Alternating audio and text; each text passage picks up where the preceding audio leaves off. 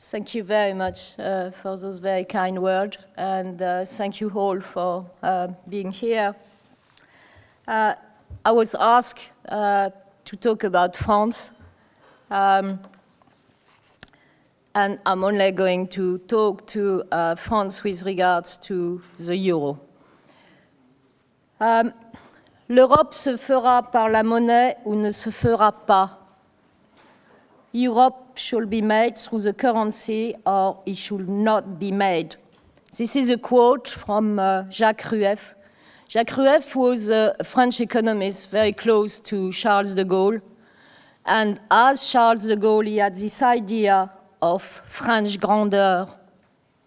French people usually work according to principle, which means that they can show certain rigidity in their way of thinking.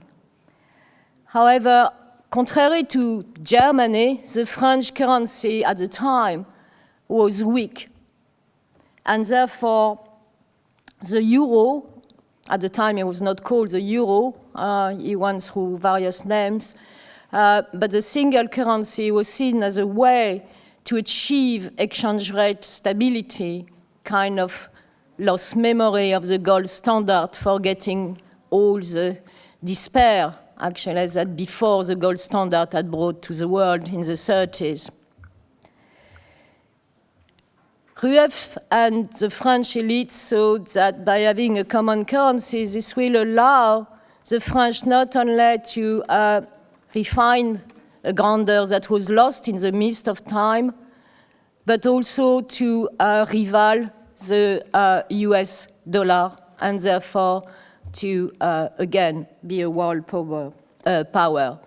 Therefore, when 1990 came and the question of the German unification, the French elite saw the opportunity, grabbed the opportunity to impose their principles, their dream to Germany, to the rest of Europe, and in a way to the world, because I think one thing we have to always keep in mind is that the fact that the euro has imposed incredible pain to the eurozone means also, of course, that it has imposed a lot of pain to emerging markets and to the world at large.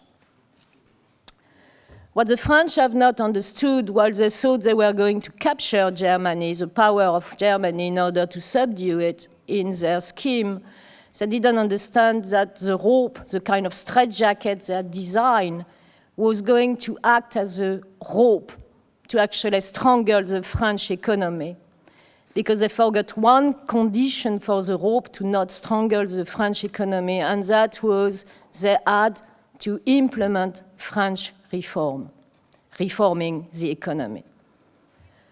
The various governments that were in power at the time, from the 60s to the creation of the euro in 1999, and now, of course, none of those governments had the courage to implement those reforms, which meant that at the end, we have what we have now, the chronic decline of France, and ultimately we will see the dismantlement of the Eurozone.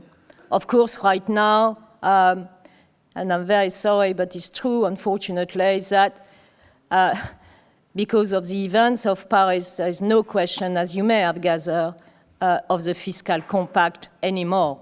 So we can say in a way that certainly the economic and monetary union is already dead. Now, what was the principle of this wonderful scheme, the euro, is that we were supposed to achieve convergence. It's what I call mythical convergence. And thanks to the smooth flow of capital, the poor and the strong countries, we will see a convergence.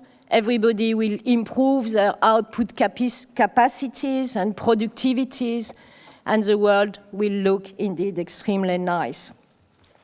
In fact, of course, what happened is exactly the opposite, is that we got into a trap. And the trap, of course, stems from the tightening of the external constraint or balance of payment constraint, And as a result, far from promoting convergence, the euro has locked in divergence. There is no safety valve. There was no safety valve in the euro design, and there is not the safety valves of external devaluation. So the only way that poor countries can improve competitiveness is by practicing internal devaluation.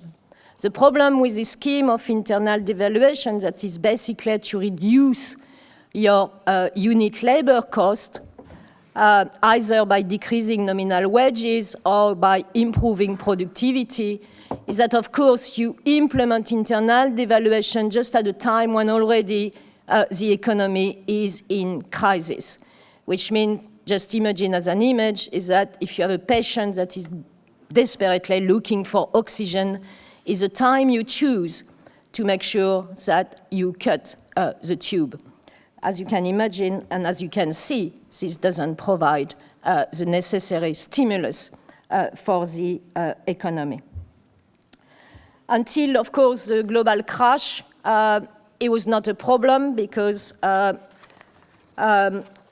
capital markets were very willing to lend to Italy, to Spain, to France without any check.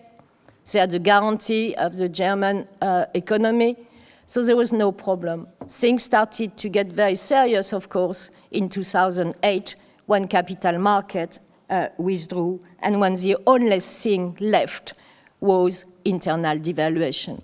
Now, to go back specifically, because I know very short of time, to go back to the case of France itself, is that in the French case,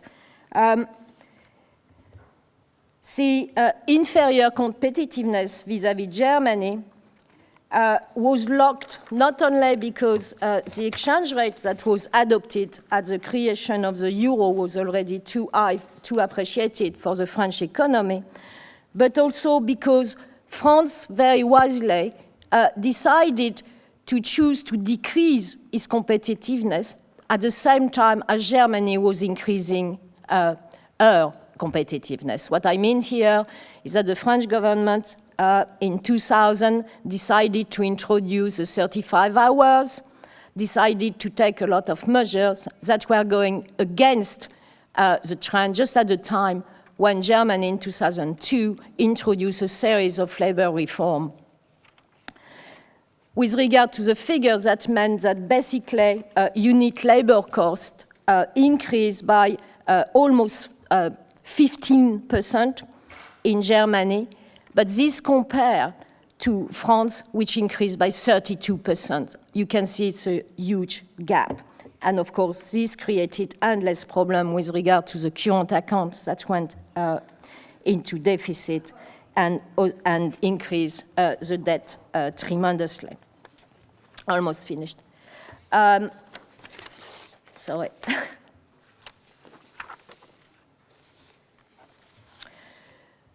To end and to conclude, of course, the deadly medicine of internal devaluation has been softened with a touch of quantitative easing, which has depreciated the euro relative to other major global currencies.